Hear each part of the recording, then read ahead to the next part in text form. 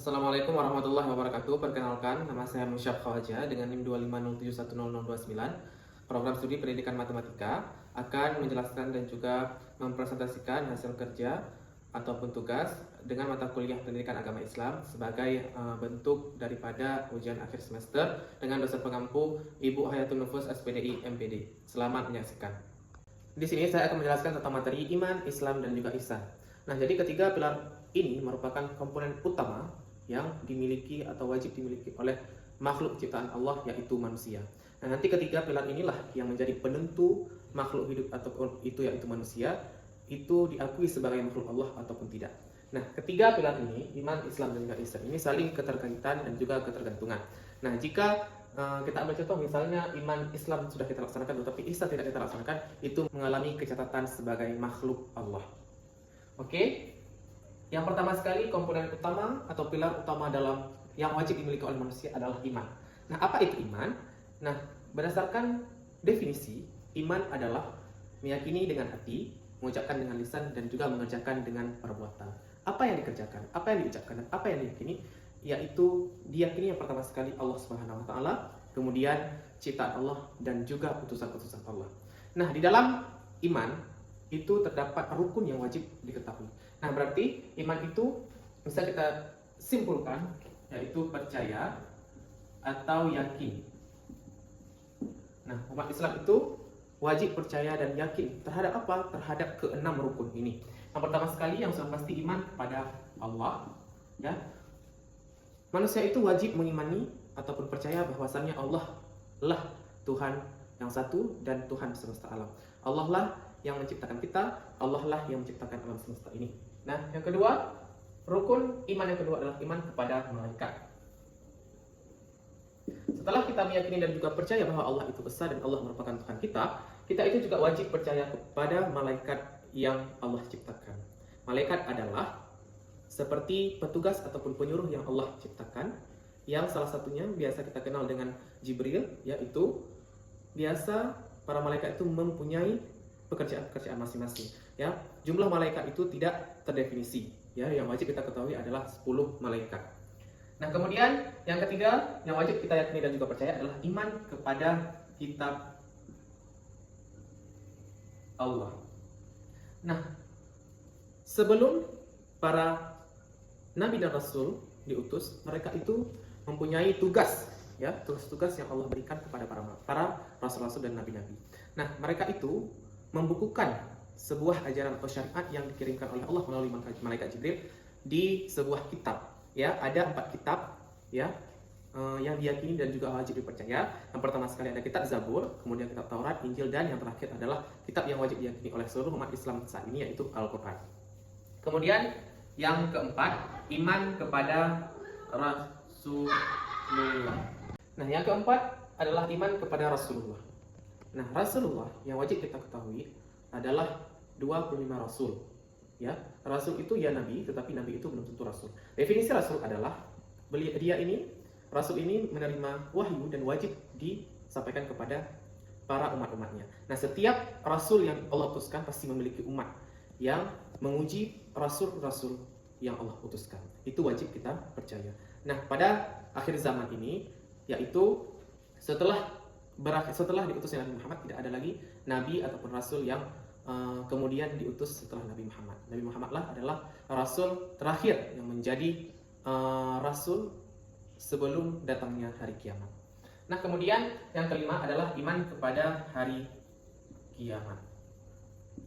Hari kiamat adalah hari akhir dan hari di mana dunia ini hancur, semesta ini hancur, dan hanya hari kiamatlah tempat kita nantinya menjadi penentu untuk ke surgakah atau ke nerakakah. Nah, umat Islam juga ini wajib atau percaya terhadap hari kiamat ini. Nah, kemudian yang terakhir iman kepada qada dan qadar. Qadar baik dan qadar buruk. Nah, maksudnya manusia itu wajib percaya terhadap takdir-takdir Allah. Nah, takdir-takdir Allah itu sudah direncanakan oleh Allah Subhanahu wa Ta'ala. Nah, jadi manusia itu wajib untuk mempercayainya. Nah, teman-teman, keenam ini biasa kita jumpai atau disebut dalam istilah sebuah ilmu yang dinamakan ilmu tauhid.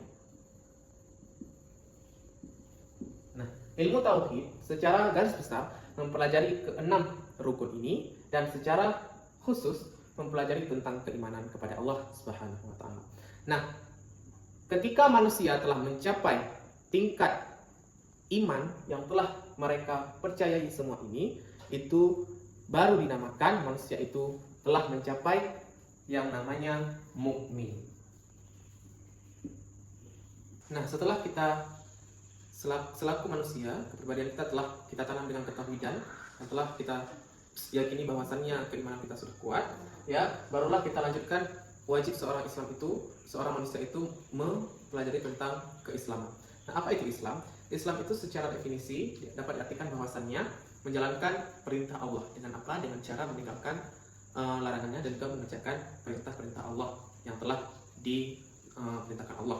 Nah, itu semua Allah syariatkan ya kepada seluruh manusia dengan sesuai ajaran-ajaran. Dan saat ini kita selaku umat Nabi Muhammad SAW itu memiliki syariat tersendiri.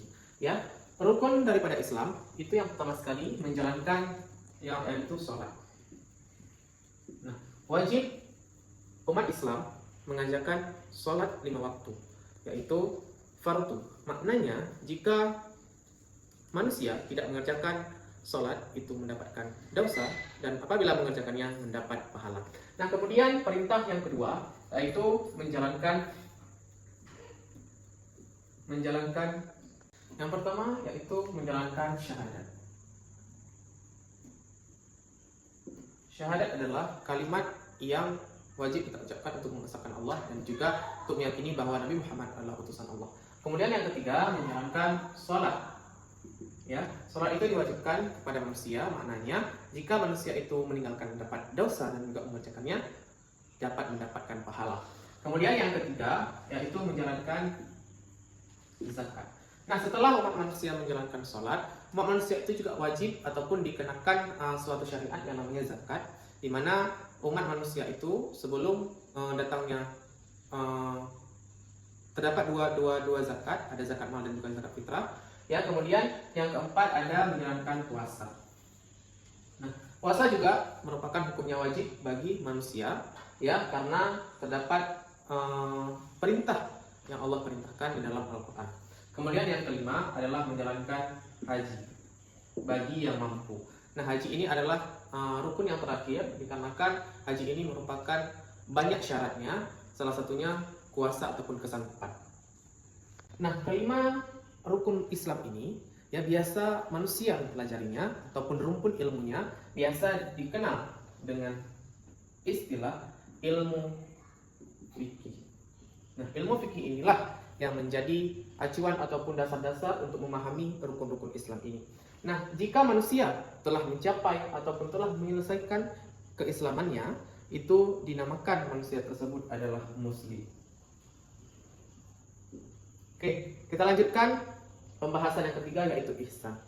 Nah, ihsan itu kita ibaratkan setelah kita mengetahui iman, setelah ketauhidan kita sudah ada, kemudian kita menjalankan ibadat-ibadat, menjalankan syariat-syariat. Nah, kita itu perlu yang namanya benteng. Istilahnya untuk apa dan untuk siapa kita beribadah tadinya. Ya, yang pastinya itu beribadahnya hanya kepada Allah, tidak ada sebab lainnya. Nah, makanya ihsan itu diibaratkan sebagai benteng atau berbuat baik.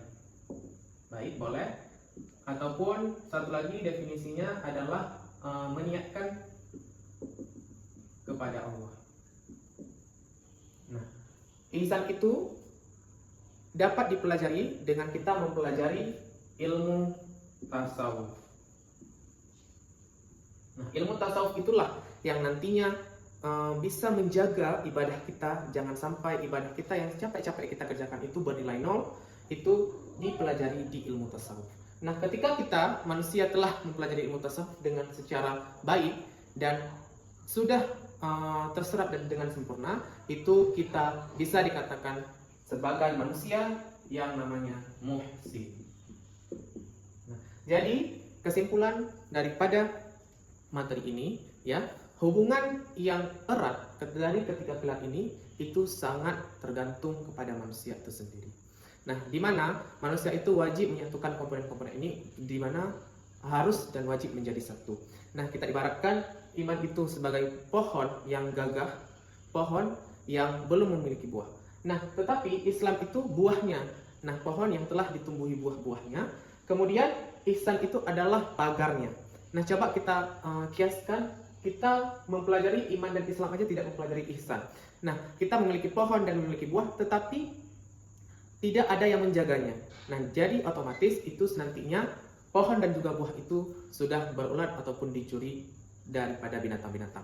Nah, oleh karena itu wajib manusia, yaitu sebagai makhluk Allah, mempelajari dan memahami ketiga konsep ini. Demikian penjelasan daripada saya. Lebih dan kurang mohon diperpanjang maaf. Wassalamualaikum warahmatullahi wabarakatuh.